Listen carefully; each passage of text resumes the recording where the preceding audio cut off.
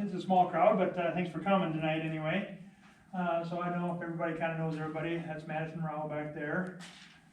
Vanessa Vonderohe, our club princess right now. She'll be our club queen here in a little bit. Veronica's be stepping down with her school and work. She's hard to get anything done. She works till about 9 o'clock or 9:30 every night, or most nights now. So hard for her to get stuff done. So everybody signed up for the door prize raffle drawings. You over there? Yep. Okay. All right. Anybody can bring anything for the door prize up here. It doesn't have to be bee related. Stuff like that. You can see there's lots of different things up here. So if you're interested in just wanting to bring something, just gotta move something out of the house, and you don't let somebody else have it. They can bring it along. Somebody might take it. So the raffle drawing today we have a hive tool and a capping scratcher. I picked them. Everybody needs. I don't know if most of them got a hive tool, but I got 4 or 5 or 6 hive tools of mine. But capping scratcher, I don't know if you guys do it, but one it keeps with my extracting stuff, of course, but the other one I bring to my hive out there when I'm doing it. It's another way of actually checking mites. I don't know if you've done that or not before, but I'll take that capping or a hive pick, and if you have a bunch of drone brood, capped drone brood there yet, it's a place you can actually just poke into it and pull it out, and just look at the bottom when you pull it out.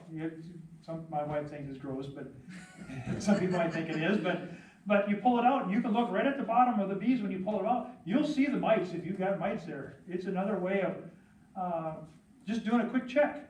You don't have to do a lot of bees and do the mite check. I mean, when I'm out there, I'll just randomly, it's right there with me in my pouch with my other stuff, sitting right there. So if I find a frame that's got a whole bunch of brood, drone brood, maybe it's just a row or something, I might not mess with it, but if it has a big area that has it, I'll pick into it and I'll just pull it out. And if I see a mite in there, I just know that, hey, they're there. Maybe I should, if I see a lot at that point, then it's the point where maybe I ought to be doing a mite check and doing something about this. If you pull it out, you got, in just that little width of that pick and, so far down, if you got 4, 5, 6 mites or something in there, you're thinking, maybe I better be doing something. So it's just something that I do in my bee yards. I figured it'd be a good tool that, maybe you got a capping scratcher and you're extracting stuff, but bring it out to your beehives and just a way of doing a quick check. So that's why I brought them too for their door prize for today. So let's see. I said, anybody got any suggestions for a door prize? Something different or something like that? Just let me know. I got a few things I've been talking to some of the Man Lake, and I got to talk to a couple others. I've been getting a few things from them, and they're sending a few things. So if anybody got something different, one year we had somebody brought a quilt or something. I remember that, but that's been several years ago. But somebody picked up a quilt somewhere and brought it in for a door prize. So. Okay, hope everybody is getting their hives ready for winter. I know I'm not quite ready yet, but this Friday I'm actually taking the day off, and Vanessa and I are actually going to go with me. We're going to get our hives ready to go, get our winter boxes and stuff on. Probably won't do any feeding yet winter extra feeding, but figure they should have plenty of honey in there. But hopefully it's warm enough. I'm just going to do a very quick check on the top box, see how much is in there. If the honey's kind of on the outside, I'll probably move it to the inside, because that's where that's where the bees are going to be. They're not going to be probably on the outside of the box. They're going to be in the center. So I might move it in if I have to. Take some frames that are not so full and move it out. So another way of just getting your hives ready to go. So we had the Iowa Honey Producers Annual Conference. Vanessa and I and Veronica actually were down on it. It was November 11th and 12th. There's some great speakers down there. We had some really good speakers. They had probably 6 different speakers, I think. We didn't really have, a lot of times I have one main one and maybe one other one, and then we have a lot more breakout sessions, small little sessions. This year they're doing something different, that they had a lot more bigger speakers they brought in. So they talked about a lot of different things and more in depth. So it wasn't a little 15-minute, half-hour little breakout session. It was, you know, a good hour session on there, talking about different things. And if you get on the Iowa Honey Producers Facebook page, Michael Palmer is one of them that was on there, and Randy Oliver was two of our speakers. And if you get on the Facebook page, there's a couple of YouTube videos. They taped them and they recorded them, and you can watch them on the Iowa Honey Producers webpage. So some couple of good ones on there that they spoke about right down there. So if you're interested in, just get on them. If you're interested in getting into a membership for the Iowa Honey Producers, right now, I think it's $25 for a membership right now. It's going up to $30 as of December 1st. So if you're interested in getting a Iowa Honey Producers membership, do it very quickly here. You get in for $25 a person yet. I think it's $25 for the first person, and it's $5 for every additional person thereafter. So, and some of that goes to, you know, you get a little discount on when you do Iowa Honey Producers field days, stuff like that. Go down to the annual conference, stuff like that. This year was down in Ames. It wasn't that far away. You could drive down and go to the conference, come home. You know, so an hour and 15 minutes, you know, we were home or so. But a lot of good speakers down there. And Jason Foley already has lined up next year's speakers, because he's already got them lined up on there, and he talks a little bit about, if you pull up the Iowa Honey Producers again, he has, what do you call that? Let's see.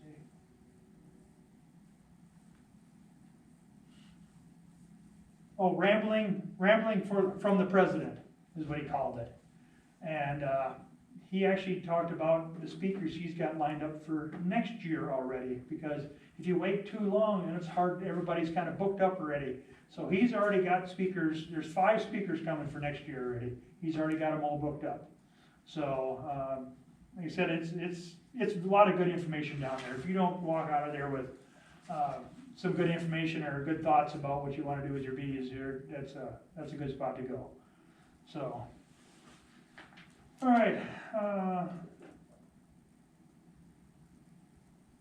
Guess that's it for right now. Anybody got anything else they want to bring up at this time yet before we get started here?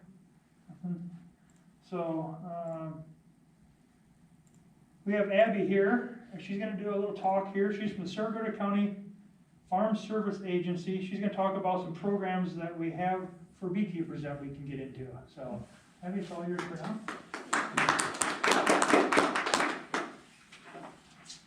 Alrighty. Hello, everyone. I'm just going to talk here quick about some programs. Handouts for the water? Yeah, yep. If you want to give everyone one of those, that would be great. I just put together a packet of some general information about each program, and then my contact information as well. And if you aren't located in Cerro Gordo County, this would apply to every county. They just might do things a little differently, but everything should carry over. Thank you.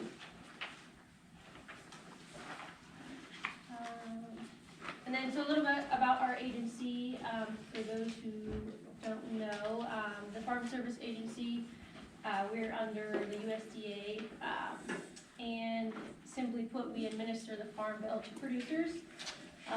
So the current Farm Bill started in 2018 and goes through 2023, so it's a 5-year bill, and that basically provides us the programs to support everyone through different programs like conservation programs, farm loan programs, and disaster programs as well. And so I will go through.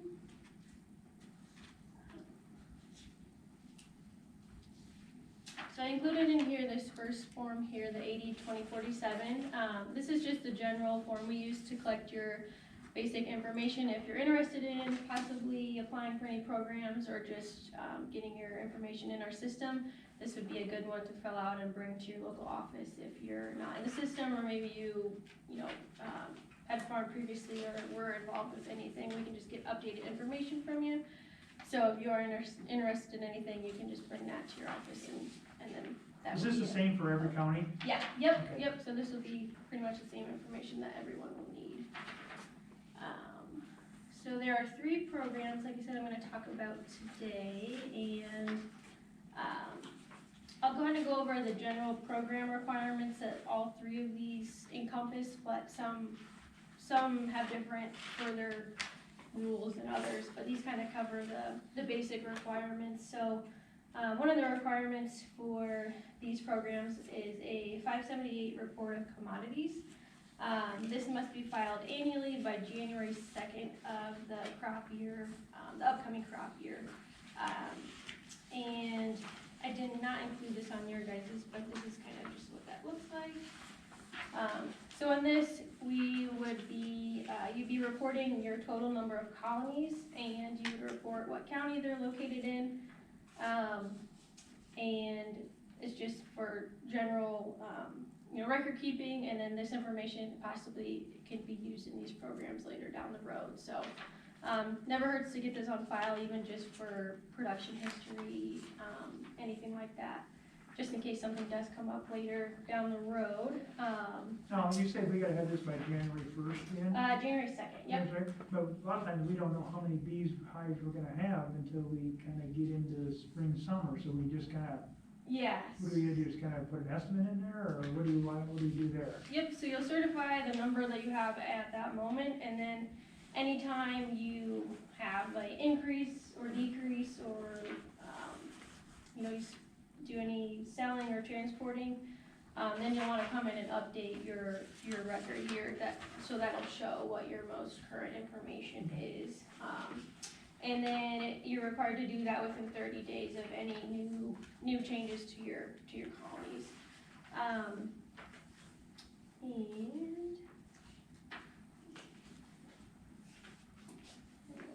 And then there's a few other forms that we have you fill out just for basically payment limitation purposes. So there's an adjusted gross income certification, which is an annual certification. Our programs, they kind of work with this because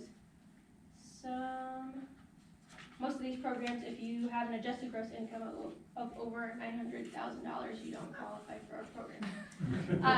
Okay, Julia's gotta worry about that. Yeah, so in the 4 years I've been with the agency, I've only seen probably 1 or 2 of those, so most people don't have to worry about that. So that gets filed every year and gets sent to the IRS for verification every year.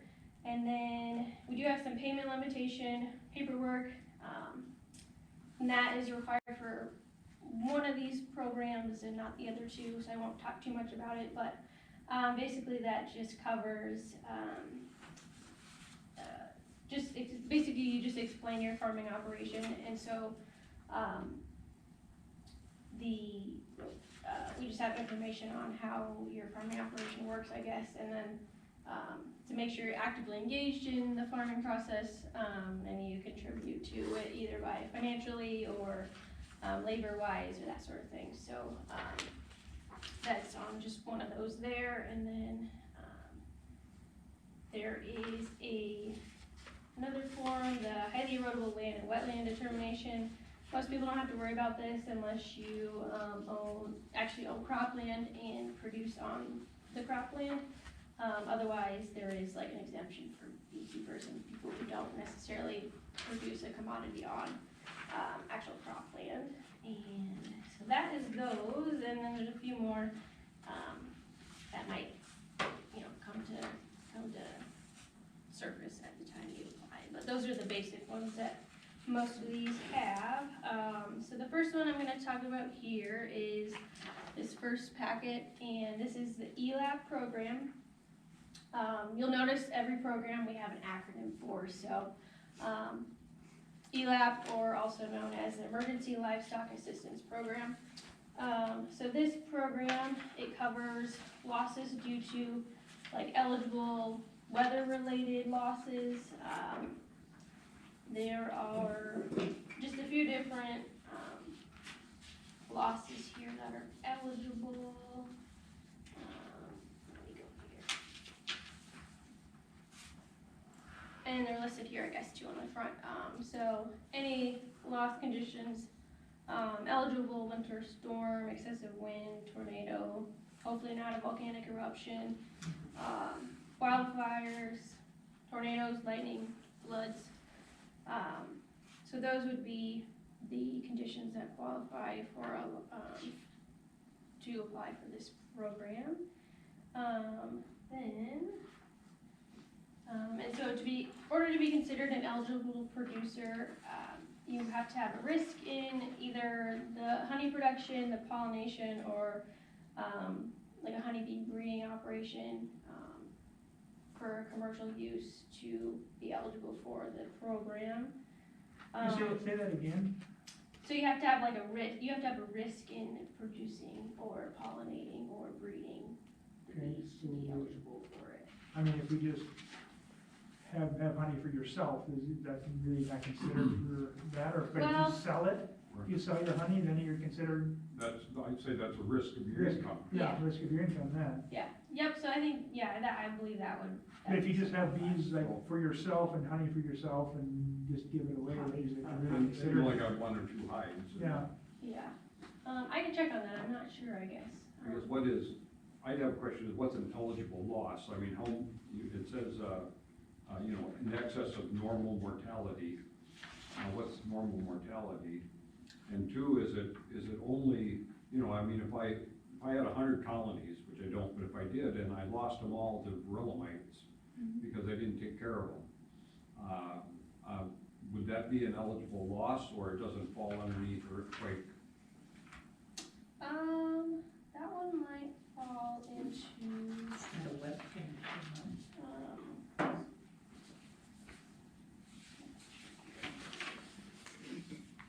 I'm not sure if that would fall under this program, just since it's more of a natural disaster, That's what I mean. kind of like an unpreventable adverse condition. But for the colony loss, so there's 3 different, kind of sectors of this. There's a colony loss payment, a hive loss payment, and then a feed loss payment. So for the colony loss payments, the agency established a normal mortality rate of 23% for the 2020 year. So essentially, the way that would work then is, let me go to my section. So it uses the normal mortality rate that we have established of the 23%, and then the payments are also based on the average fair market value of the colonies. So $105 is what FSA established as the average fair market value for those. So it's 75% of the number of colonies that you lost minus the normal mortality rate times the average fair market value. So you would subtract off what the normal mortality rate is times that $105 for this year. I guess that might change in the upcoming year, but and then there's the hive loss section here too, which is almost exactly the same as the colony, except it's more in depth. So it's the value of the hive specifically at $210, and so 75% of the number of hives that were lost times the fair market value of the $210 for that one. And then the feed loss is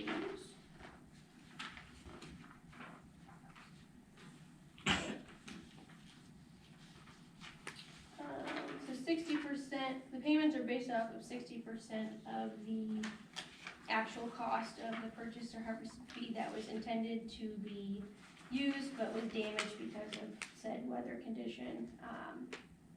And that also could include additional feed purchases that you had to purchase to sustain the honeybees while this disaster happened or condition continued.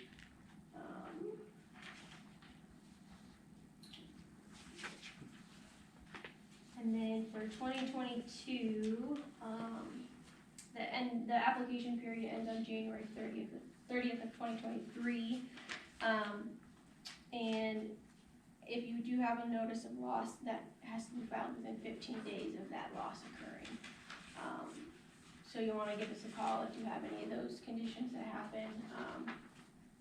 Probably would be aware, you know, if there's something going on, but yeah, you wanna give us a call and, let us know that, what's going on, and then we can get you, the application and all that.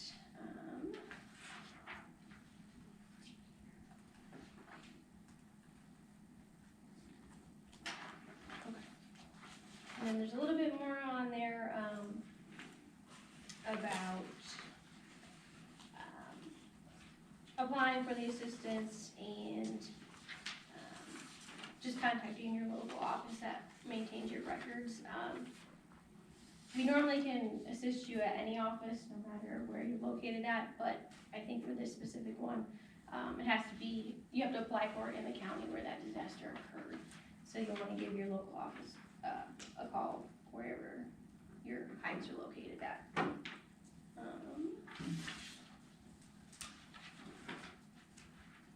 And then the next program here is, the next two actually are just directly about honey. So this one here is the NAP program. This is the Non-Insured Crop Disaster Assistance Program. This is for specialty crops, or fruits and vegetables that are unable to be, insured with regular crop insurance. So this is where this program comes into play, and honey is an eligible commodity for it. Again, this has to do with eligible loss disasters, such as damaging weather, freeze, excessive moisture, excessive wind, and then any adverse related conditions that happen because of said disasters. And let me go through this part. So this is a yearly program again, and you would apply for it at your local office. There's a $325 service fee for your application. You basically will elect coverage, and that's up to you which coverage level you'd like to elect.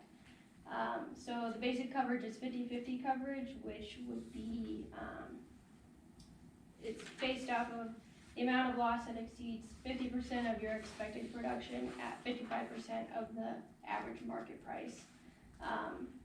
And so our state committee sets all of this up. They approve all the crops that are eligible for this program, and they also set expected yields and prices as well. So at the time being, Iowa is still working on approving all of the NAP crops at this moment. Normally the deadline for honey is December 1st, but, so you can still apply right now. It's still kind of just in the works at the moment, and we aren't collecting any service fees at the moment while they're kind of working on getting everything approved.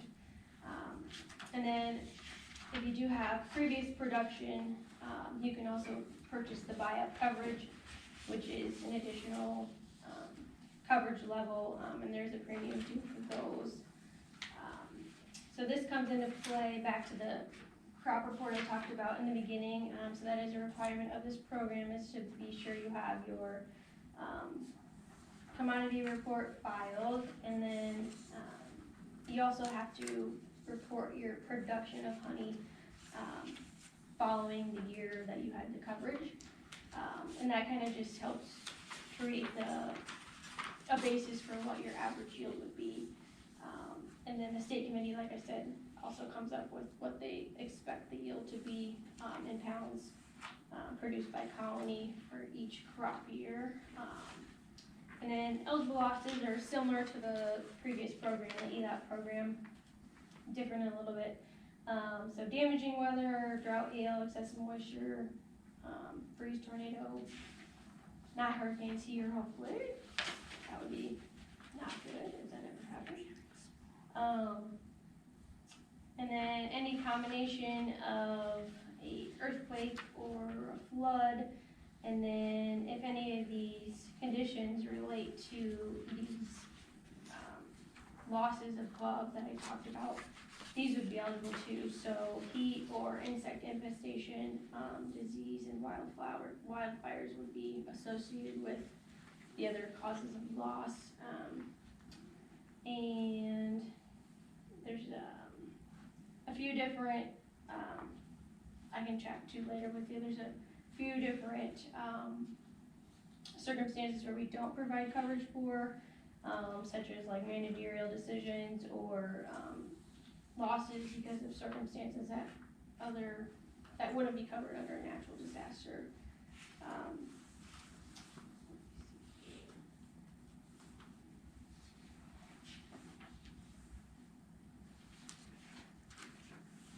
And then if you do have coverage under the program, same with ELAP, you have 15 days to contact us after the first notice of loss is apparent to you.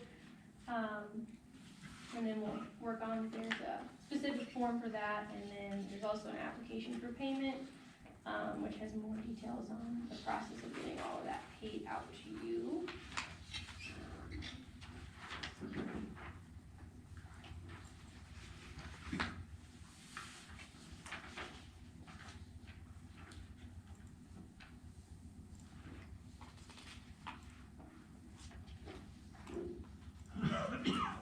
And then the last one I wanted to talk about today is the MAL program.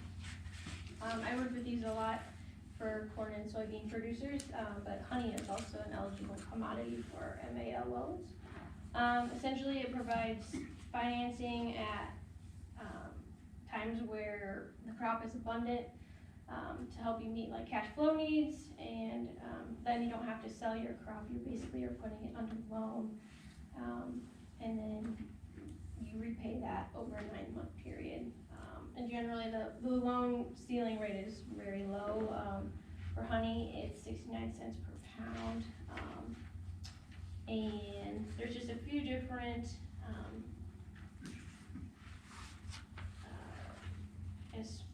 restrictions, rules with it. You have to have control of your honey, and you also have to own your honey at the same, own it as well.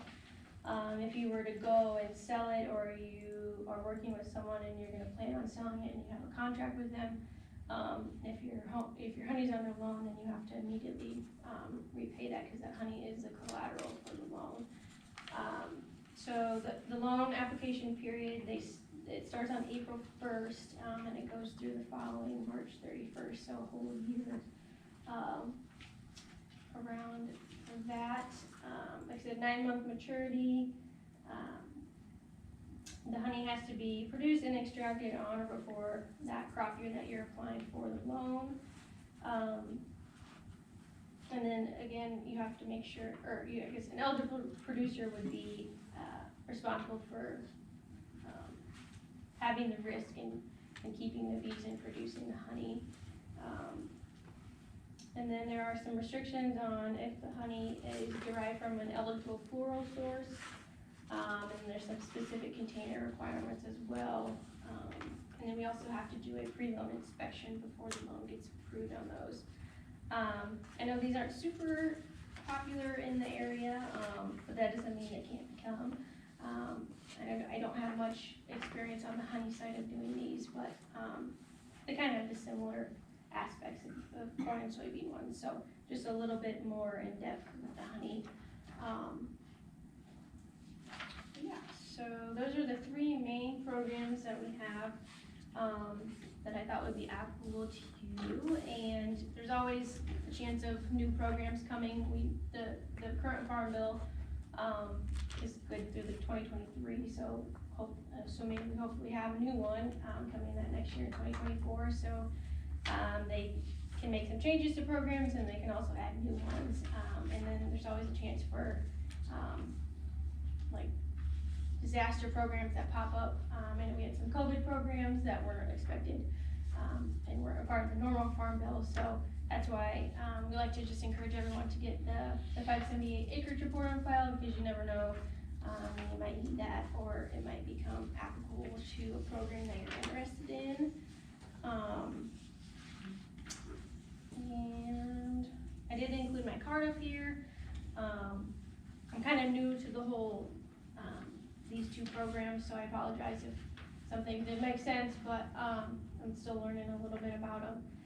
So if you have any questions or anything, you can give me a call or email me, and I can, if I don't know the answer, I definitely will do my best to give you the answer that you need.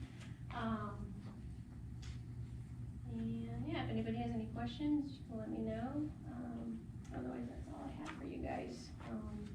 So if we're interested in doing some of this, we don't have to do it, right? We just, as long as we get our information in by, Yeah, so if you. then you can always go back and do the other, but you gotta have the information in there first. Yeah, yep, so this would be the baseline to always get this done first. And then, like I said, the only really deadline to worry about immediately would be the NAP program, with that December 1st deadline coming up for the application of coverage.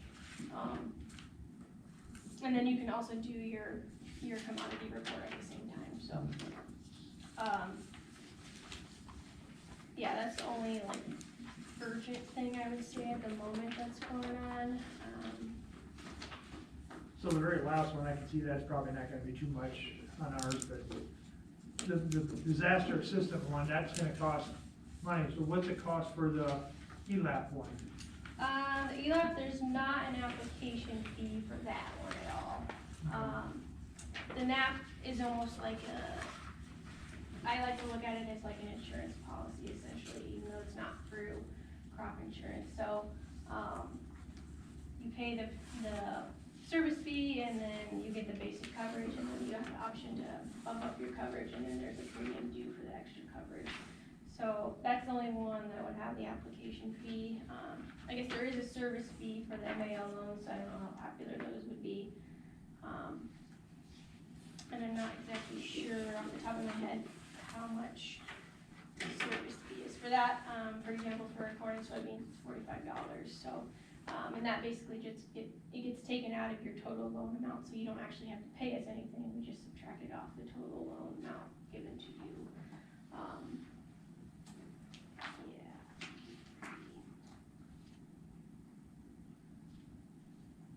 But yeah, I figured the ELAP would be the most common one that we would see here locally that you guys would be interested in. So,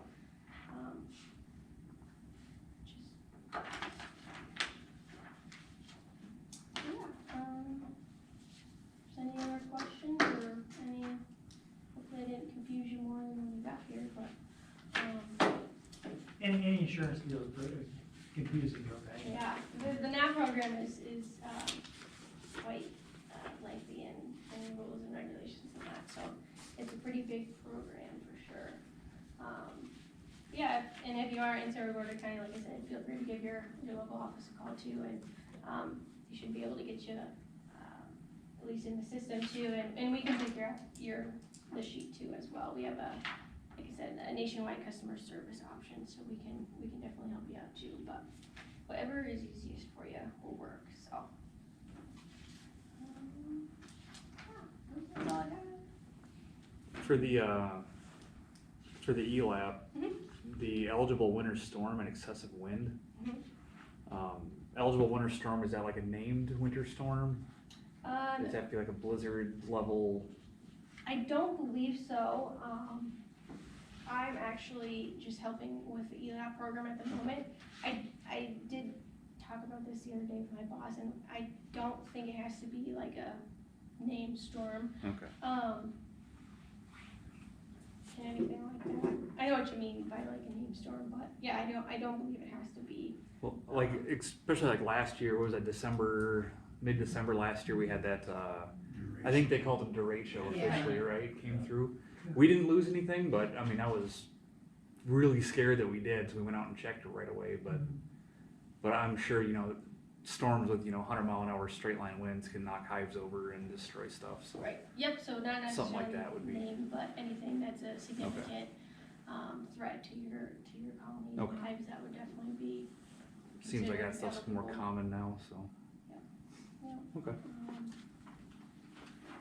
The non-insured crop disaster, that would be more of a person I would think, that has a business of selling the honey than more than anything, really. Right. Yeah. At that point. And I don't know too much about the honeybee Yeah. market or anything, so. It's kinda like a corn and soybeans, you have a crop and you're gonna sell it and get a profit. Right. Well, honey's the same way, you have a crop and if you're gonna sell it, that might be one that you might wanna, well, make up your difference. But if you're gonna lose your hives here, you're gonna have a loss here then too. Right. Yep. So, Yep, so those kind of working. they kinda go, kinda almost hand in hand at that point. But if you have, like I said, one or two hives, that might be not be, something to go into that, but the ELAP might be one to think about, maybe. In the NAP program, someone mentioned about the Varroa, it does say insect infestation, so that Varroa would be under that.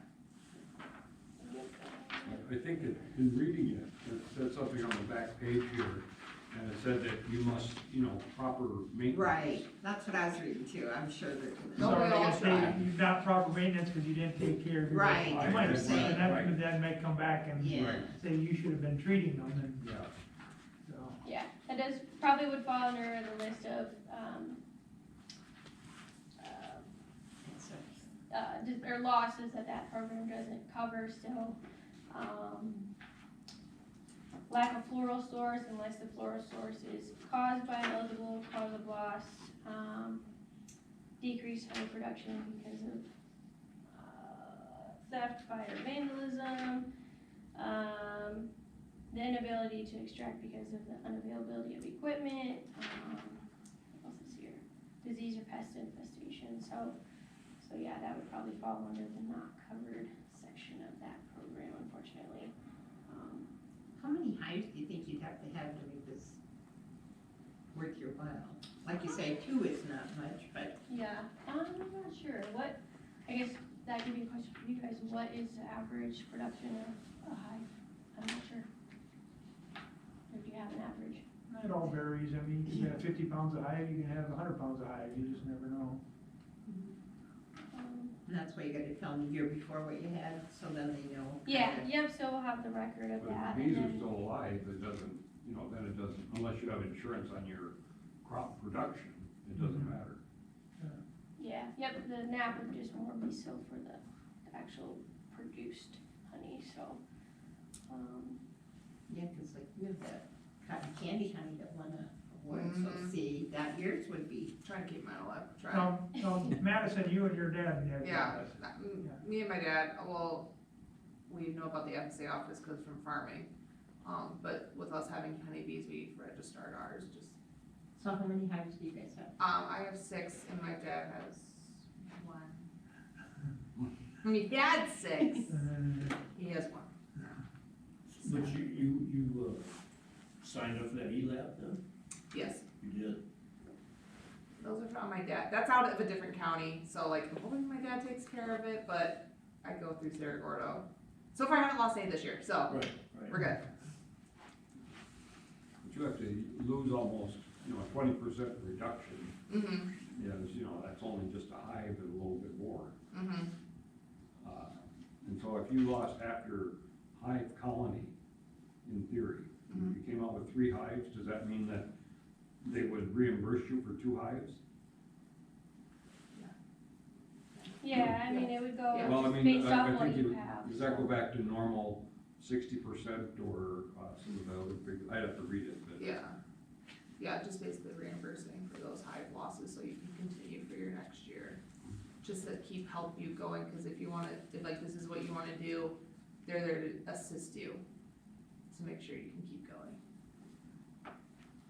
So that's not 7 hives, I mean, that's not so many, I mean, Yeah, more than I'll have, but still. I can manage 6 hives myself. I guess the biggest thing is, if you're kinda interested in that, go in and talk with them a little Yeah. bit more, and you can put it on paper a little more before you did anything. And I'm thinking, I'm gonna probably go check it all out, and How many hives do you have, Richard? 35. Nice.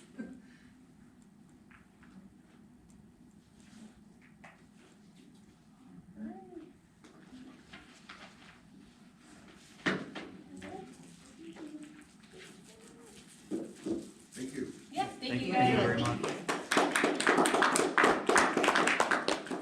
Madison, should we posting this out on our webpage too, Okay. so there might be some other people that might be interested in it, they'll have to just get in touch with Yep.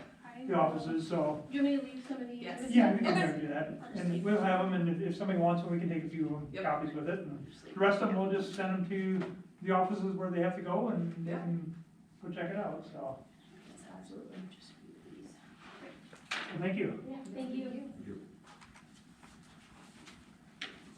Okay, well, tonight basically is just more of an open night, mic night, so thanks for Abby for coming and talking about that, I think it was very interesting, and for the deadline to get it done, it was a perfect time to get, thinking about it, so we got a little time to check it out and get things done before we have to, before the deadline comes up, so, and if we did it in February 1st, we were kind of late, so, it worked out just right for tonight, so. Anybody want to talk about their hives or anything first, or what they did or didn't want to do? Or I can start with mine if I want, so. Coming into a year, I guess I had 30 hives coming into spring. My hives, everything looked good, when Vanessa and I went out early, we had that really kind of warm spell in the spring there. We kind of checked them out, well, we're gonna make a split of this and a couple splits out of that, and then this and that, and then all of a sudden that cold spell hit, where that 3-4 weeks, and I think everybody's hives did the same thing. I know Pat's talking about his did. The whole bee population just kind of went downhill. The queen kind of shut down and the hives went down. So about half the splits I was figuring on making, I didn't get made because it went downhill. But then everything kind of turned around finally. One thing I did more, made a few splits this spring. I had to buy a few queens, but one thing I did on my hives that I want to do more this year is I kind of raised my own queens. I didn't graft or nothing like that. I watched my hives. If I found a swarm cell in a hive or something, or a hive was forming or getting ready to swarm, a lot of times there's multiple frames with multiple swarm cells on there. So I would take them extra frames out, I'd drop them in a nuke box, maybe with an extra frame of brood off maybe some other hive or something, and put them in nuke box. And I'd let them raise their own queen that way. Let that original queen stay in there. So that's what I did. I did a lot this year. I had raised quite a few queens actually, and if I had a queen issue, I had a queen sitting there. I let her raise it. She'd in nuke box. Queen is laying eggs. Everything looks good. I need a queen. Pick her up. In the hive she went. Didn't have to buy a $35 queen. So this next year I actually went to probably improve on that a little bit. A few years ago, I can't tell you his name, he talked at the Iowa Honey Producers Association. Again, good information I picked up down there about going into some frames with eggs on it, and you would just take your hive tool and actually make a notch on them, just give them a spot to actually raise a queen cell, and then drop that frame into a queenless hive like that, and they would raise several queen cells on that. And then I'm hoping that I can take that several queen cells and I can just peel off, or with the hive tool is very lightly peeling off, and put it on another frame, drop it in another nuke box, and raise more queens that way. So hopefully I can take I got queens, that were 2022 queens, my new queens, and I have queens that were 2021. Well, I know the queens from 2021, they're looking good. If I had an issue with them, I've already probably taken care of that, but I know they're probably not gonna be, if they make it into the year, that maybe I'm gonna be thinking about, I should just requeen, so I'll have to assess that come spring when everything gets going. Is she still a good laying queen? How long is she gonna be a good laying queen? A lot of beekeepers now wanna requeen in the fall, so that you have a nice fresh queen coming into spring, starts laying real good, and come into spring with a nice young queen again. I didn't do that this year, there's probably, half of them are last year's queen and half are this year's queen. So that's kind of my goals for this next year, is to actually raise more queens, and if I got more extra queens, and hopefully maybe I can say, hey, I got an extra queen, anybody need some queens? I have a queen I can probably sell or something too. So, kind of help out the club area up here. So, I know like Pat, a lot of times he'll get queens in, like you know, I'll buy queens from him in the spring because you can't raise no queens that early to do the splits. So you gotta buy queens early, but then after that, I'm hoping I can have a few queens around I can do. I know Pat, he did some grafting of queens this last year, and I know he's planning on doing more this next year to requeen more of his colonies too the same way. Well, with my job and everything, I don't have time for grafting. Grafting is too time sensitive of steps. Today you have to do this, 3 days from now you gotta do this, 4 days from now you gotta do that. Well, if you miss a step, you're done. So that's why I wanna just kinda raise my queens as of just put a queen cell in the nuke box and let them go. How many new boxes do you have?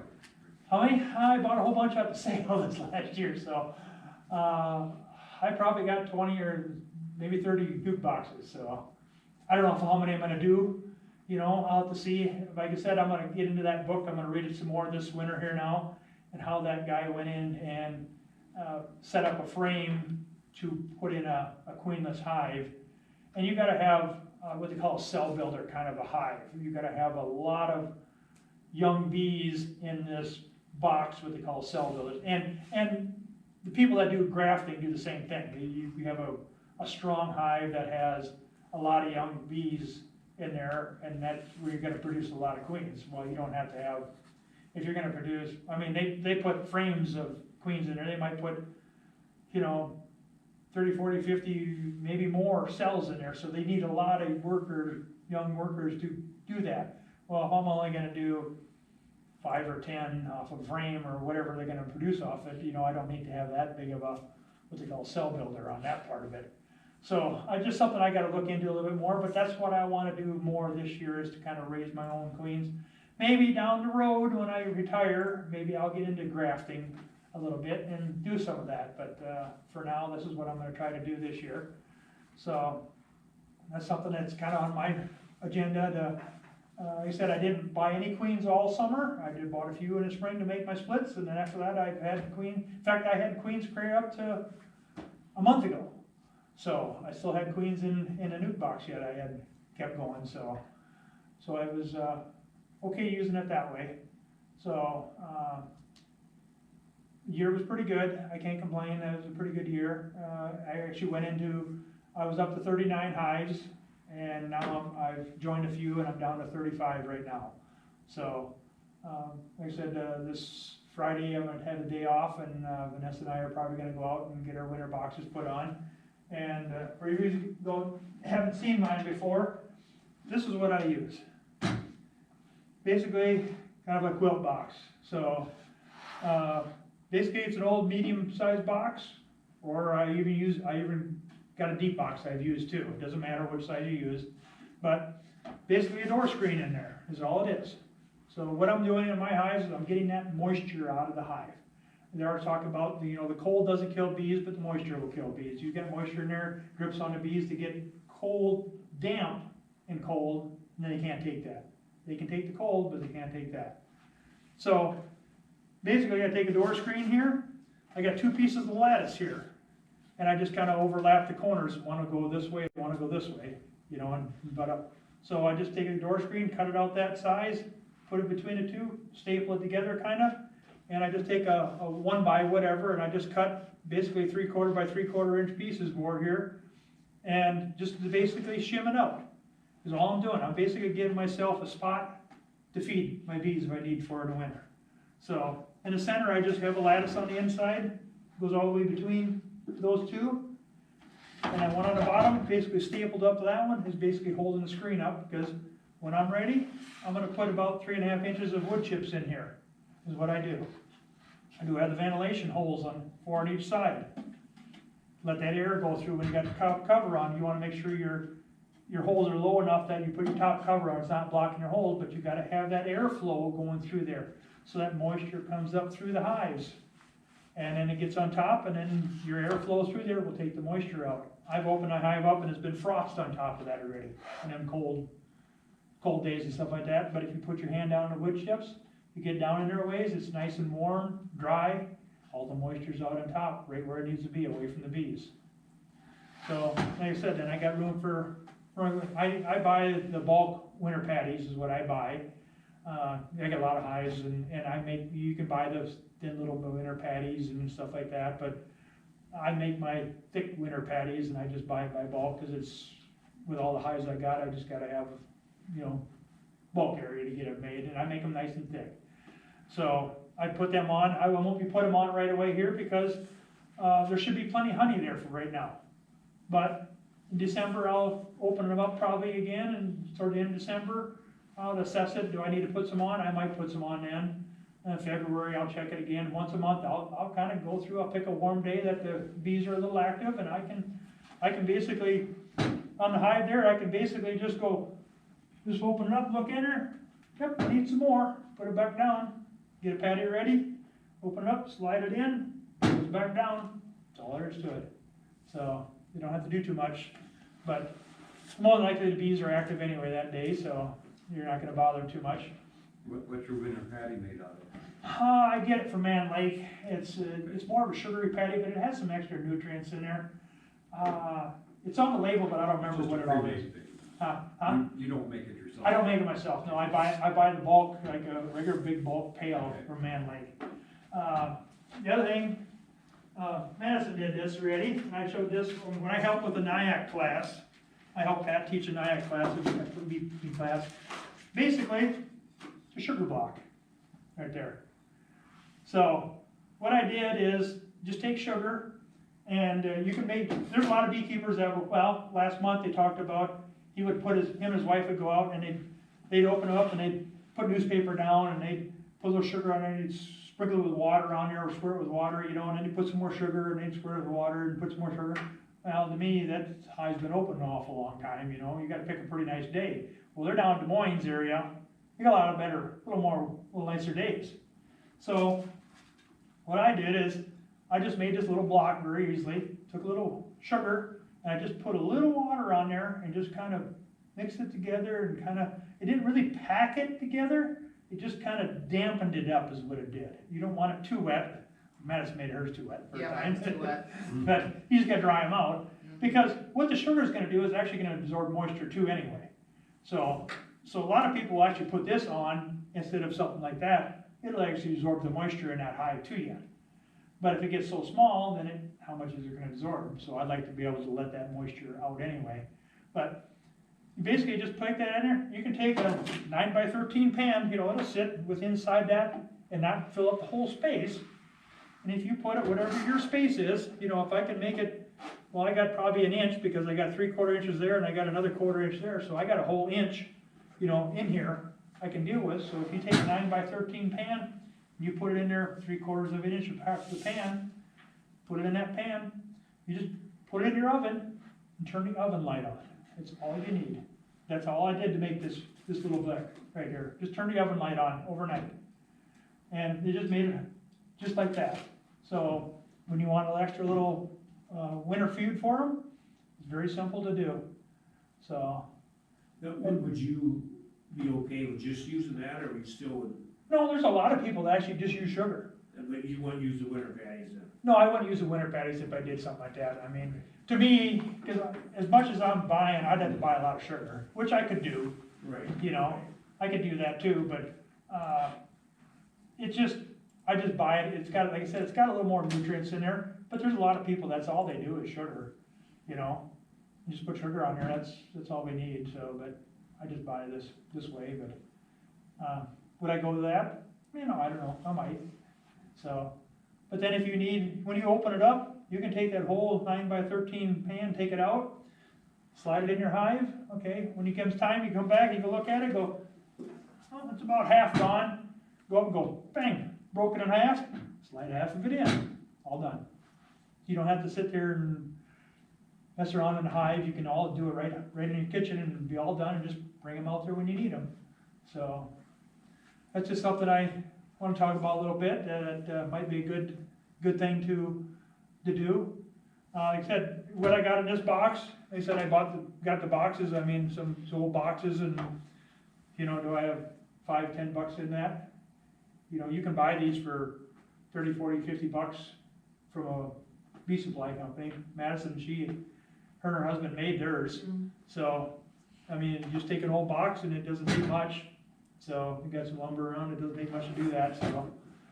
But, it just lets that moisture out of that hive, so. And it also has, I also cut it, because you take your inner cover off, I actually just cut a small upper entrance in there too yet, so.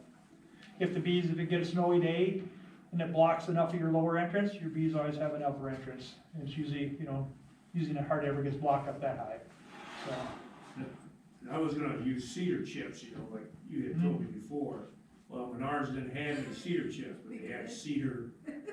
They were out. Yeah. Did you buy the last bunch? No, I didn't even have any. I bought just the wood shavings. And Okay, that should be just as good, right? Yeah, Yeah. I use the chips. Cedar You get the mulch. fine shavings, I don't know if that's might be, Mulch, That's so mulch works? Cedar mulch. mulch. is what I mulch, got. I don't know that, if that might be too fine. well. I don't know, it's worth it, you can You try have it. to sieve it. I sifted Yeah, mine. you have to sieve it. And, You get all that loose Right. stuff out of it, yeah. Those Here, gotta what's dry this? it out first. What's that? Yes. You gotta dry it out I first. did that Well, too. yeah, you gotta do that. I take an old door screen, Yep. lay it on a couple sawhorses, get a bag, and just scatter the bag out on the sawhorses and let them dry. Once in a while, you just gotta move them around a little bit and let them dry. But once they're in there, and my first ones that I had 4 years ago, I'm on my 5th year of them same chips that are in there. Wow. I just let them dry. And when I take them off the hive, I make sure I keep them out in the sun. I'll stir them up, just let them dry good. Put them right in the, I just store the whole box with the wood chips right in it, put them right in the hive, put them right in the storage shed. Next year, now I'll take them out, every time I take them out now, I'll take them and get a tub and just dump them out of the tub and turn around and dump them back in. It just kind of fluffs them back up again. So because after they're sitting for all that time, it's kind of, over winter, it kind of packs in a little bit, but that's all I do. I just fluff them up and dump them right back in, on the hive they'll go.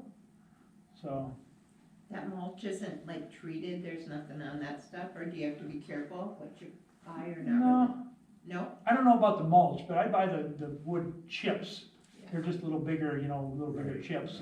And it kind of, even though it insulates, 3.5 inches is plenty of insulation there. And if you get too much mulch that are too finely packed, it might not let that moisture come up through it. It might just kind of trap it, and then it might not come through. I don't know for sure. I just know the wood chips are coarse enough, it just lets everything kind of go up through it, so. So that's what I got. Hopefully this year I'll be at my goal, be 40 hives with my goal, so. Well, you mentioned down in Des Moines too, that you had a pretty good success ratio over winter. Yeah, last year I had 33 hives going to winter, I come out with 30, so I can't complain on that. I mean, I'll take that. Don't wanna lose any, but, I mean, that's better than the average is 50% loss, 50 to 60% loss for the state average, and I'll take 10%, so. So that's what I got on mine. Anybody else want to speak up and talk a little about what theirs did, or something you did and you wanna try something different, or something you got questions on? You also mentioned you wrap them in tar paper. Yep, I'll take the regular 2 hive body and I'll bring tar paper right up to the top of this, cause I don't wanna tar this in, because I wanna be able to lift this off. But I'll just go get, just regular tar paper, roll tar paper. If you got somebody that's in construction does roofing, they probably got little chunks sitting around if you only got a couple hives. And the width of that tar paper, I'll just cut it in half, directly in half.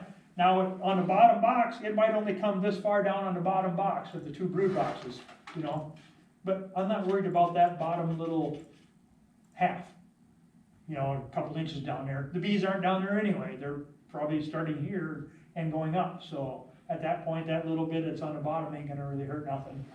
And it's with the inner cover with this here, the tar paper is right here below the upper entrance, so it still keeps that open. And I just start on, like, right here, and I'll start here, put a couple staples in, I'll just wrap it around.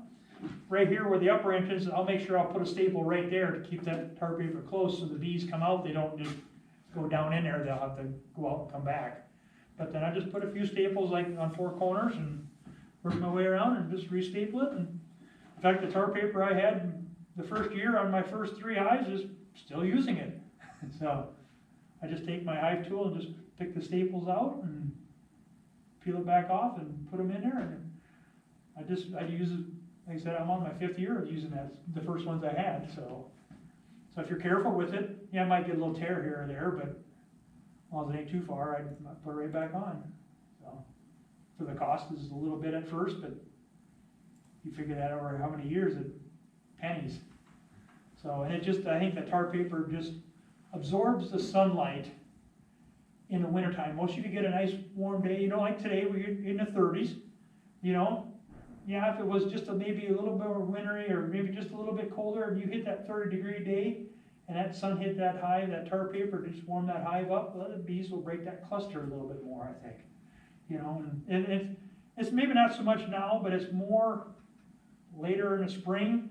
When them bees get up here and they're getting up to that top and they're sitting right here and you got that food source, and just say if you don't put an extra, you know, food source on there, and that honey is all gone and they're sitting right here, but there's honey over here.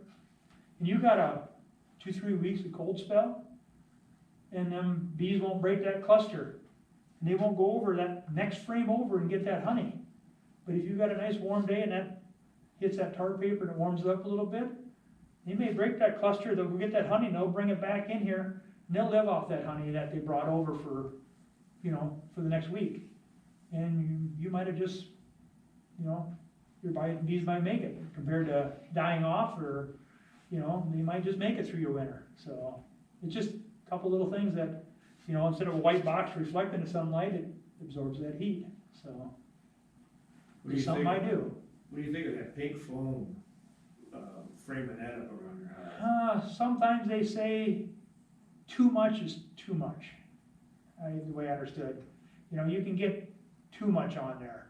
And it just insulates that hive too much, and the hive will sweat, kind of, maybe. I did that with mine, I put pink foam on it, and last year it wasn't too bad, but I noticed this year, that pink foam also has a plastic on it too. And You so, talking like the inch wide stuff? or this is I don't know, this is about inch and a half or something, you know, just.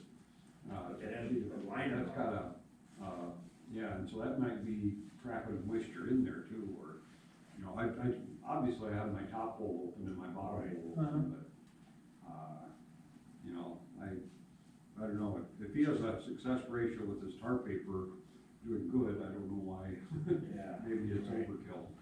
You know, will the pink foam, will it hold the heat just right here and won't let it absorb into the hive? Maybe? Well, I don't know. I painted it black. Oh, you did, okay, Yeah. all right. So, it would absorb it then, you know. The bees are producing so much heat inside there, aren't they? I mean, Well, the bees, if they're not brooded up, right now, if they're not brooding, they'll be about 75 degrees, they'll keep that hive on the average. But come, well, mine probably got maybe a little brood in mine, because the last time I checked mine, I actually had queens were still laying eggs. That was, before end of last month, maybe? Maybe they were? Yeah, there's actually had some queens still laying yet. So there's maybe some brood still actually in there yet. Well, at that point, they'll keep that hive at 95 degrees in there, at that point. So, but once they go broodless, they'll drop that hive temperature to around 75 degrees. So they don't need to have all that extra heat, but then come your February and mid-February, maybe towards the end of February, is when that queen will start laying again. And that's when that brood will need that heat again, so they'll go through a lot more food, you know, to keep that hive warmer. And that's about the time where, you know, you might not have a lot of food sitting in, or a lot of honey sitting in that spot anymore, and if they're right in there, in that area, then, you know, they're gonna go through it a lot quicker then. And that's where you're really, in the spring is where you really need to make sure you keep that food source on them. You know, because if you get that cold spell and that honey's over here, and they're brooded up, you know, they need that food a lot more at that point. So that's where the time you gotta make sure you keep an little extra food source in there for them, so. And I just keep it in there until I'm ready to open it up in the spring and ready to take the boxes off, and then if there's any left, I just peel it out of there and put it in one of my pails, and come next fall, it's back on the hive again. So I might not put all in one, I might kind of just take a little bit, so I get some, you know, I'll take the old and put it on one hive, I'll mix it in, so with the fresh stuff, if I have any left, but, that's what I would do, so. Have you had good success with your hives, with, like, you know, wrapping them with the foam? Last year. Well, it's 30% probably lost, How much? 30. 30? How many do you have? Well, hives? Only 6 hives, so we lost. That's not only, that's a good amount. And that was with the phone? That was with the phone. Well, one of them has we had bought, first year we bought insulated The plastic. black plastic Right. insulation one. So Yeah. we did that the first year, and second year, we've got the cardboard one that you just slide over. The kind of the corrugated stuff? Yeah. How did that work? Got that, and, you know, It sits kind of loose on I, there, so. yeah, and I worry about, you know, I mean, rodents getting up in behind it or Mhm. something, but I guess if you have mouse guards on it and everything else, they're not gonna get in the hive anyway. Well, yeah, your upper entrance is this big and your lower entrance is that big, if you got them, you know, narrowed down, and the mice really shouldn't get in them at that point. Now, will they get a corner of the box and chew a hole? It's very possible, you know? But anything is possible with a mouse. Yeah.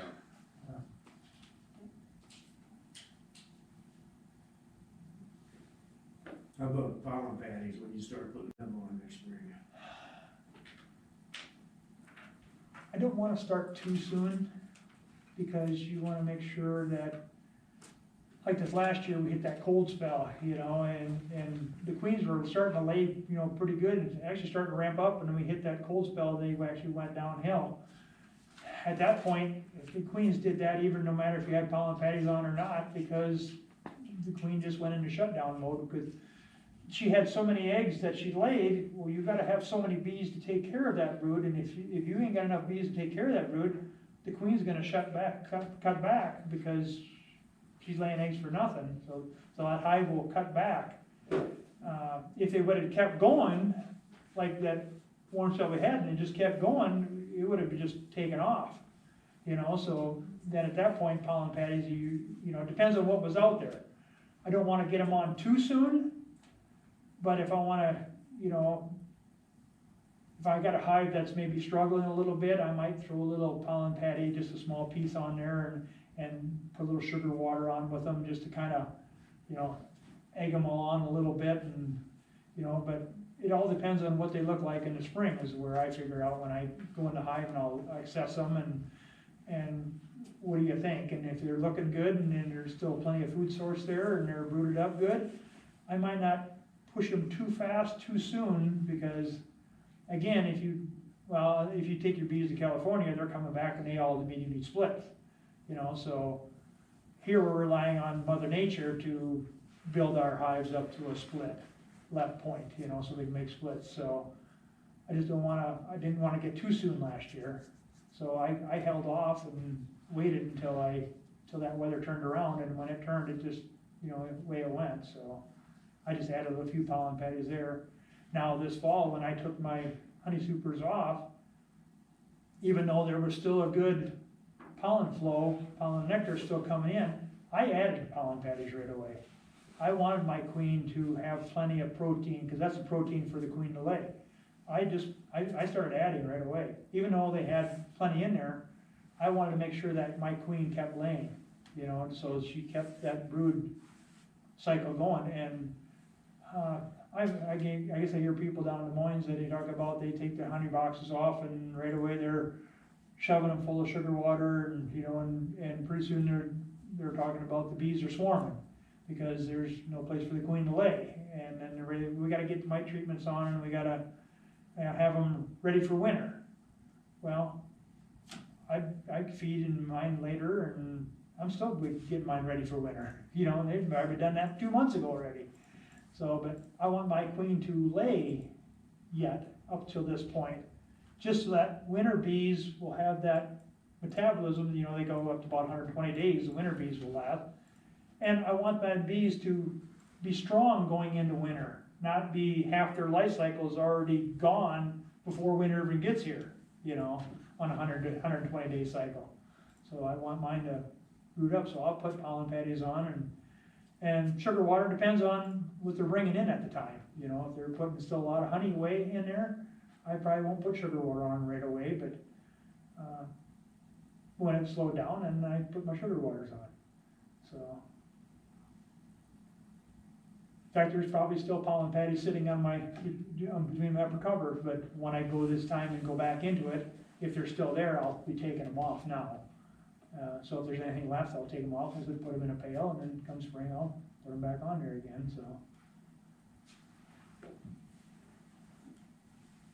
Well, that's what I do. I guess that's right, wrong, but I've had pretty good luck with it, so. What's your treatment for winter? Are you doing any treating? For mite treatment, Yeah. I got the oxalic acid vaporizer I'll be using. Probably Friday when I go out to my hives, I'll probably be hitting them with oxalic acid on my vaporizer. Cause I know they won't be clustered up or nothing, and I'll hit them one more time again here.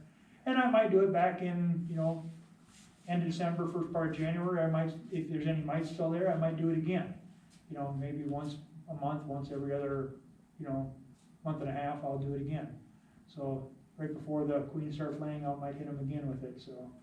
But right now, I'd like to get them one more time, just to say if there's any mites in there, I'm gonna try to knock them out one more time, so that mite isn't sitting in there for come spring, so.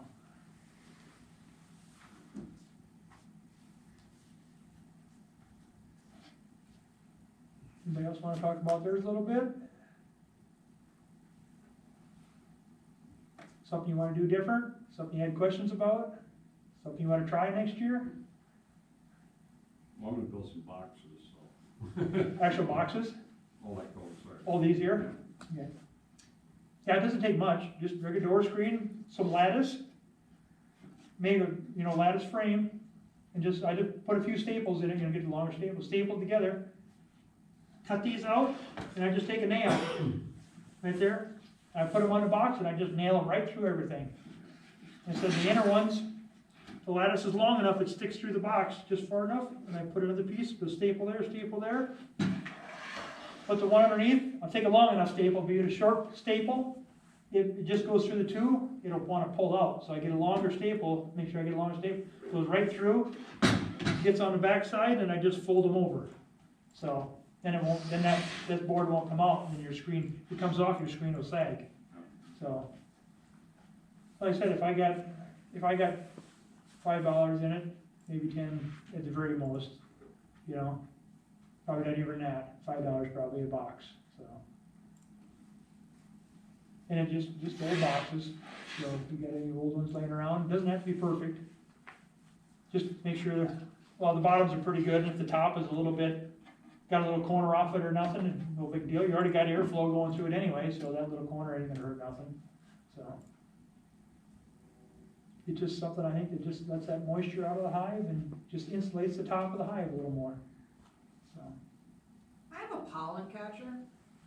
Does anyone else do anything with them? What? A pollen catcher?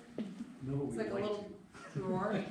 You put it in front of your hive, when the pollen and nectar flows on, you can put it in front of your hive, when the bees go through there, the bees bring the pollen out their back pollets, and when they go through this will knock it off the bees, and you can actually catch it. Well, the pollen is, your honey has pollen in it already, small amounts, but this is just 100% true pollen. How much Feed did it you back to collect? them? Can you feed it back to the bees? You can, You can make you pollen can, candy. but I thought about doing it, but the thing is, when the bees you can't put it on a hive very long. You gotta put it on a hive only just a short period of time, and you're only talking maybe a half a day at the most. Oh. So, but the thing is then, when the bees, the brood, that's what you need for the brood. So when the when the pollen is really strong, that's when the bees are really strong too. And if the queen's laying 1,500, 2,000 eggs a day, they need a lot of pollen for that brood. And if you're gonna take a half a day's, and more likely there's probably not a lot in the hive at that time, because they're using up most of it what they're bringing in. So if you take it away for, half a day, how much is that gonna hurt your food source for your baby bees? So that's the only thing I thought about doing it, and I've kind of a little more I've shied never put away. it on, but I have it. Yeah. For when- It'd be something if you want to put it on this hive for an hour, then move it to that hive for an hour. I mean, there's people that actually sell the actual pollen. You know, it's like honey, you get a small amount of it. Well, this is just a high concentration of the pollen. So, I mean, you can still eat it and use it. It's just a very high concentration. So, It's an interesting taste. yeah, it's probably very interesting.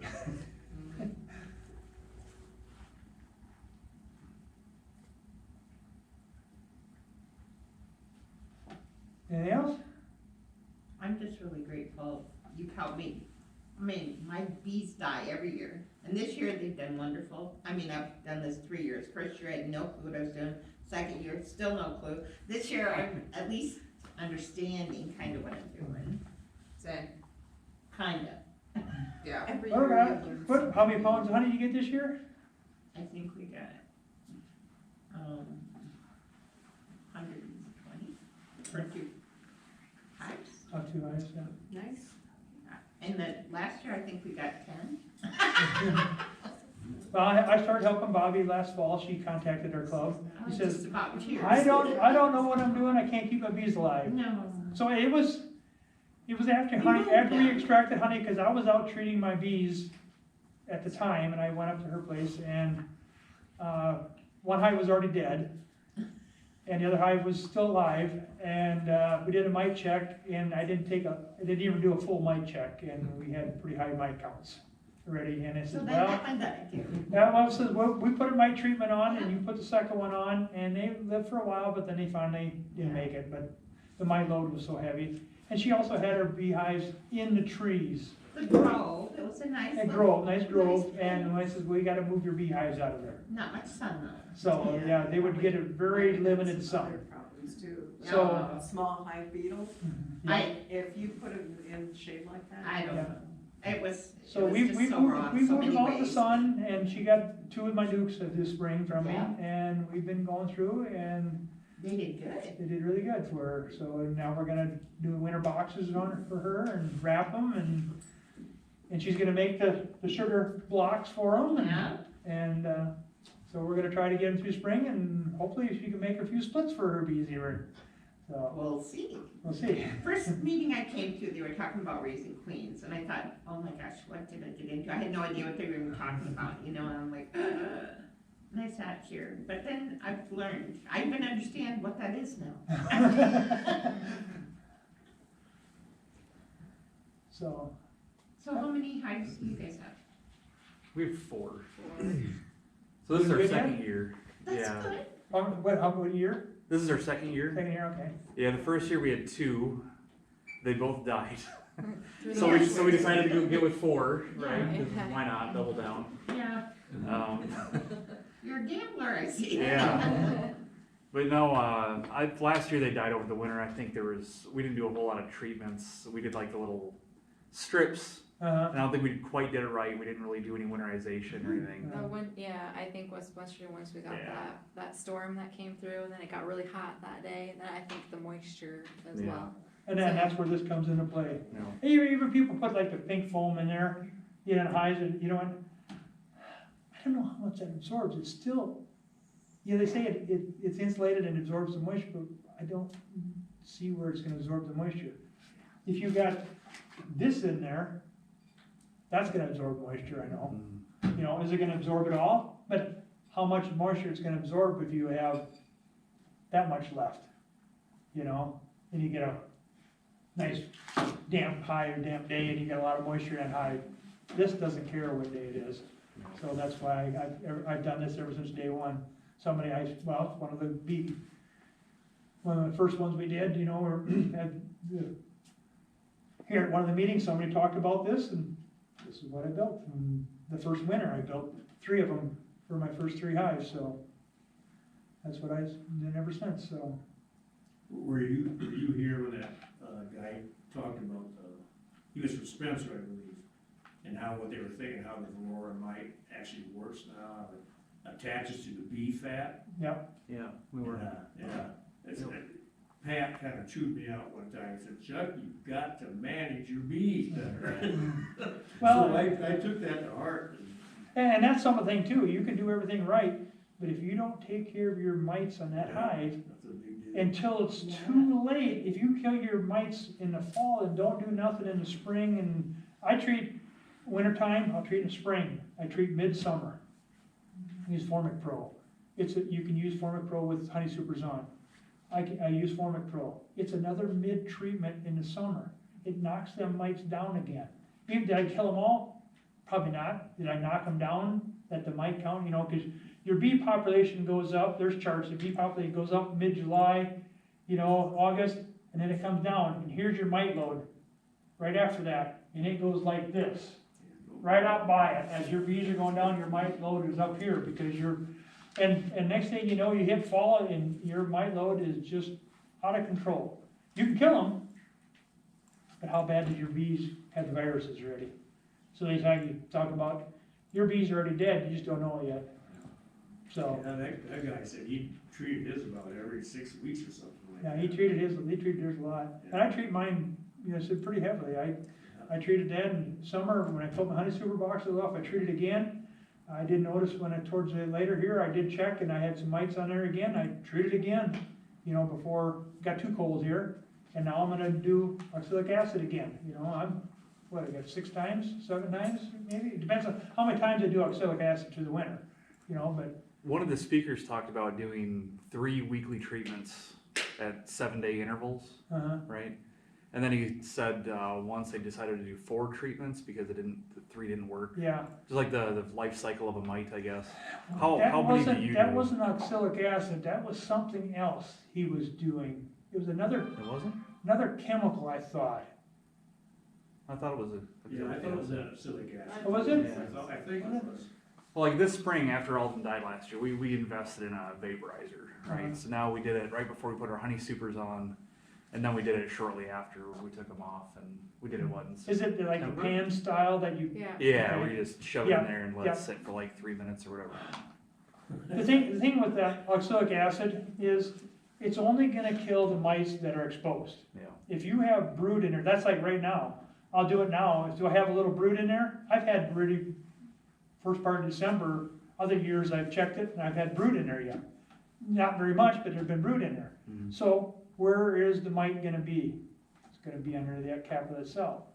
Oxalic acid vapor isn't gonna kill that mite that's underneath that cell yet. I think that's why his reasoning of doing it every 3 weeks. Right. Yeah, or every week for 3 weeks. Every week for Yeah. 3 weeks, yeah. Like now, when I hit this fall, I was talking to Pat a little bit about it, and he says, I treated one more time after I did my normal fall, I treated again. And he says, in another 3-4 weeks, you can hit them with oxalic acid. Because your bee population, the amount of brood is in there is going downhill, so a lot of more of your mites are exposed Mhm. at that point. So if you keep just kind of knocking them down a little bit, and knocking them down a little bit, pretty soon you're gonna have them down to the point where, when there's no brood in there, you hit them again, so hopefully you knock them down, so when no brood is there, that they're all exposed, you can hit them one more time and basically try to be done with them, you know, wipe them out. So, and if you can do a good treatment too, and if your neighbor doesn't do a very good job that has bees over there and they don't do nothing, and their bees are dying, and you're doing a good job, and all of a sudden your bees go over and rob theirs, guess where the mites are going?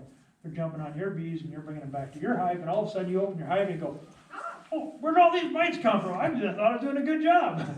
Well, they just brought them back to your hive, and now you gotta start over again. So even though you think you're doing a good job, you know, maybe you are, but if your neighbors aren't doing a good job, and their bees are dying, they're just bringing their problem to your hives, so. But that's for the point where, how to get your bees through winter, you gotta have a good mite treatment, because you gotta have strong bees going into winter to make them through winter. So you can do everything right here, but if you didn't do everything right prior to this, you still might not make it, so. Why don't they kill those mites? What are they working on to get them all the dyes? That's the So you problem, have they to can't fight seem to them. get them. And well, they're out in nature anyway, in their normal bees, but like I said, it's the other beekeeper that don't do nothing, and if his bees just, if they might let them go crazy, and they just spread to everybody else's hives, and you said you can do everything right. Next thing you know, you got a mite problem in yours again, so.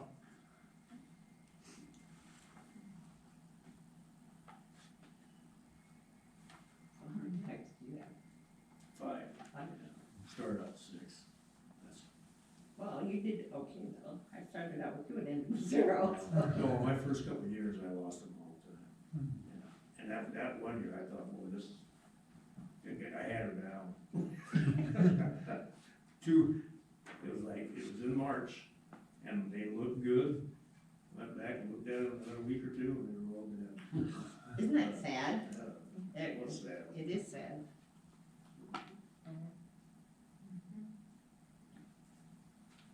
So the sugar, keep burning. And keep buying more. That's what you do. Learning's expensive. I know, learning is expensive, but this year at least we got some money for it, so that's good. Yeah. So anybody gonna do anything with, like, try to raise your queens, find a queen box and find a cell and drop it over and see if you can get a queen? We No, I'm just actually, gonna buy from you.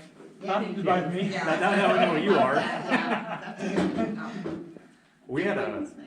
we kind of had a strange rehoming, I guess. I don't know what you want to call it. So we had a hive that had a bunch of swarm cells. So while we had a frame out, we were looking at it. I couldn't tell if it was open or not.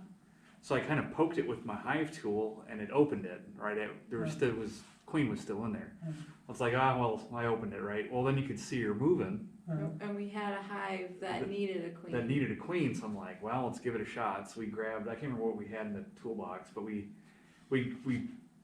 I don't know, got her out of the cell. It was one of those little plunger things. We were able to get her. Yeah, it was a queen marker that came in a Oh, the little, queen, the little plastic cage with the foam thing in it? yep, they came in a kit that we got off Yeah. Amazon, right? Yeah. So we shoved her in that thing, and then we brought her to the other hive, and then put her in. And we actually had a little plastic queen cage. Queen cage? Then we put her in a different hive, and it actually she took. Yeah. So Oh, there you That go. was- There you go, had your own queen. yeah, unfortunately, that was our extremely aggressive hive as well. Yeah, it was very aggressive. Yeah. So that was before that was aggressive or after that? After. So in other Yeah. words, you need to re-queen that one Yeah, again. I shouldn't have saved her. She was. Well, you don't know. Honey production Did was- she produce with us? You got even remotely close to that thing, and they were just on. I got one like that too. Yeah, No, it was the best honey producer. yeah. I was gonna say, how much money did you get though? We got a lot of them. Yeah, so did I. You just couldn't stand going by it. Oh, it was rough. Maybe Yeah. she was Russian. So that'd be a queen, that'd be a hive now. You have to see how she is first thing in the spring. Yeah. And that'd be a hive, if she wants to be aggressive, that'd be the I time know, to they can, get it requeened. I had one that suddenly. So she don't, When And you, it's- Here. when you work with your bees, can you work in just a t-shirt? no, I don't. Okay, I still got I I got the get jacket on now. I might not work with my gloves on. Okay, But, interesting one at the Iowa Honey Producers. So, Randall Cass, Iowa State University, he does the bee stuff down there. He put on their class about bee stings. If you are normal hobbyist beekeeper, if you get less than 20 bee stings a year, you have a better chance of having anaphylactic shock than if you have somebody that gets 200 bee stings a year. Because at 200 bee stings a year, no, at 200 stings a year, your body builds that immune system. Oh, whatever. That's what he was talking about, because, and there's, I don't know how much of a study, but he was talking about I it. wouldn't And participate. when I first started, I would get a bee sting and my hand would get red and I'd get swollen up. Now I get a bee sting, even without gloves on, I just pull the stinger out and I keep working. I know I got stung, but I probably can't even see where I got stung, But I've gotten stung, I don't know how many times this year, but 100, 200, probably 200 times maybe, I don't know. Mine. I got stung depends on where twice. I was stung at. But I don't go without, I still have my jacket on, but I might not go without gloves though. We started with hats and that was stupid. That was, because they were stinging you everywhere else. You're I got aggressive, some places there, here. I probably have my Too many. gloves on. Oh, that hive though, like we've never had it in the past, but they would follow us around the yard. They did, Like we yeah. would stand for 20 minutes, even longer Oh, we outside went waiting back to to our get into car, the and we vehicle. had to It's stand there like, for an hour before I they mowed left us lawn alone. once by the hive, Yeah. and the one was just like following me. It's like, get away. They're bouncing off your veil constantly. And then the aggressive one's just like, pat, pat, pat, Yeah. pat. yeah, Just- they're just, yeah. Just finally, just attack and attack and attack. And this year I could say I've had a little bit aggressive, not bad, but the year before I had some pretty aggressive ones, and enough is enough, and I just requeen them. Now, once you requeen, it's gonna take some time, because that queen, your aggressive queen that laid the egg, you got 21 days before that bee comes out, and then she has her life cycle to go yet, before you gotta get that out of your hive. So you got maybe 40 days, 35, 40 days to get that aggressiveness out of the old bees, out of your hive, before by the time your new queen starts laying, you got that old queen gene still in there, you gotta get rid of, so. You just put a queen in there, it's not gonna be just go away just like right now, it's gonna be a while yet. That was, I think, one of the things we noticed this year was the difference in hives for being just gentle and then aggressive, We have 2 hives in one acreage and 2 hives at a different one about 10 miles away. And the 2 at one of the places, they were slow moving. You could take it apart and they were just, fairly slow moving compared to the other ones. The other ones, they looked like they were The instant you open Warp it, speed. they just were, just everywhere. it didn't matter how much smoke or, It was just night and day difference, 2 completely. We got them from the same place. We got, 2 nukes from Pat and 2 packages, right? Okay. So they were all from the same place, so it's strange.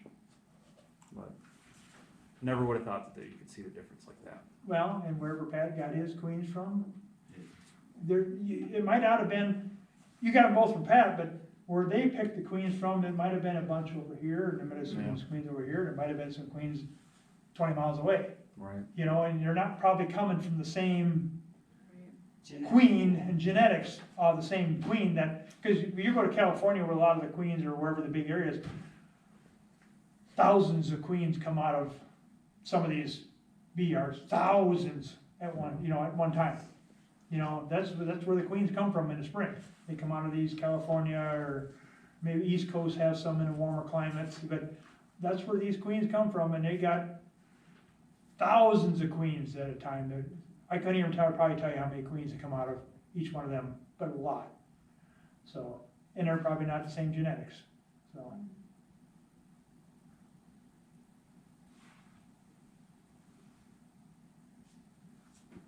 Well, any more discussion on anything? Any more questions? Try? Well, then we'll kind of wrap up here. So, let's see. Okay, so the summer ones, we're gonna put that out there again, hopefully more people will see it. Thoughts on meeting for the summer. We didn't meet here in Lime Creek, we wanted to do some other things we could. We'll probably still, I'm sure Pat will probably still doing his spring field day down there, I'm sure. And I'm sure we'll be doing an auction again this spring, so like we usually do. But we've had some other ones where when I first started, Veronica and I, Randy Ellsburn of course they didn't meet in summer, but they had kind of a summer potluck. And I don't know if it was July or when it was for sure, but that's where we went there the first time when Veronica and I got started in it. We just went to there and they talked about, kind of got together and walked around Randy's farming operation. He's got some chickens and cattle and stuff like that, and he has bees there, so we just kind of went through and talked about different things and his gardening and just kind of had an open day and had fun, so somebody wanted to host a spot for the club to come to their place and have it get there. We don't necessarily have to have a potluck or nothing like that if we don't want to. If we want to just have like this, just get together and talk about bees, great. If somebody wants to host a day, so, we'll do probably, how do we have a normal May, so we'll have June, July, we don't usually do August, and then we'll probably start back up and, maybe a September one if we want to, or maybe we'll come back in here by then, but we can see who steps up, and if somebody wants to step up and do something, we'll do them longer if we want. What do you think? It was kind of an interesting talk about bees. Once in a while, it's kind of fun, because in the summertime, I guess, when there's more questions about bees, because that's when we're in our hives at that time. That's when you see an issue.